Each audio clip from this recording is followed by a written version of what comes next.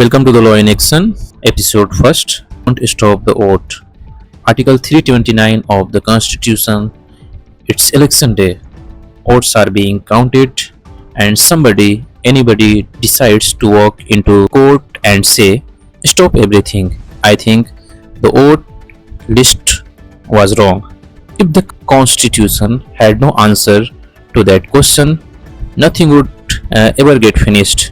Not government, no parliament, no democracy. Really, just an endless parades of lawsuits. That is exactly the chaos Article 329 was written to prevent. Today, we are breaking it down. Article 329 lives in Part 15 of Constitution, the part dealing with elections, and it's job in one sentence: keep the courts out of the way till the voting is actually done. Think of it as a referee's whistle that only blows after the final buzzer, not during the game. The article has two parts. Let's take them one at a time.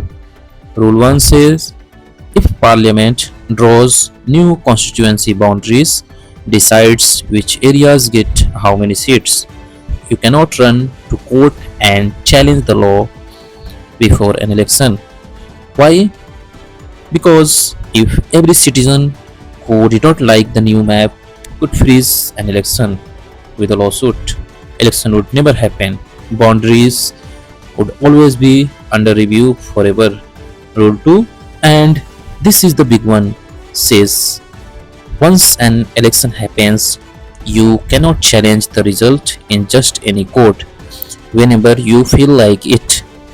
There is exactly one route, something called an election petition, filed after the results are out through a special legal process Parliament has set up. So a losing candidate, maybe they smell foul play, fake votes, booth capturing, dirty counting, can they march into court mid-election and demand a halt? No, the rule is blunt. Let the election finish, then you get your day in court. It is simple, almost stubborn philosophy, and the Constitution sums it up in four words: election first, litigation later.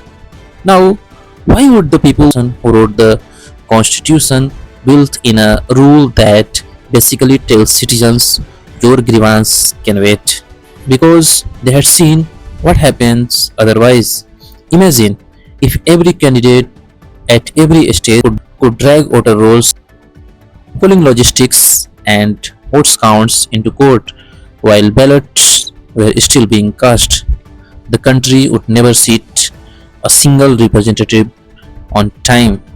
Governance would grind to a halt, waiting for lawyers to finish arguing. So the trade-off is this: individual complaints get postponed, but democracy as a whole keep moving.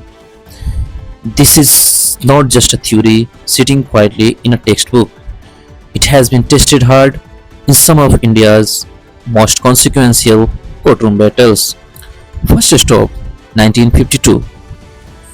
A candidate in Madras had his nomination thrown out by the returning officer. Furious, he ran straight to the High Court, demanding it be reversed before the election even happened. The Supreme Court shut the door. Their reasoning: election does not just mean the final result, it means the entire process, start to finish, and if you could fight every little step in court along the way, you would never reach the finish line. This case became the foundation everything else was built on. Fast forward to 1977, a nail biter of parliamentary race in Punjab. Counting is almost done.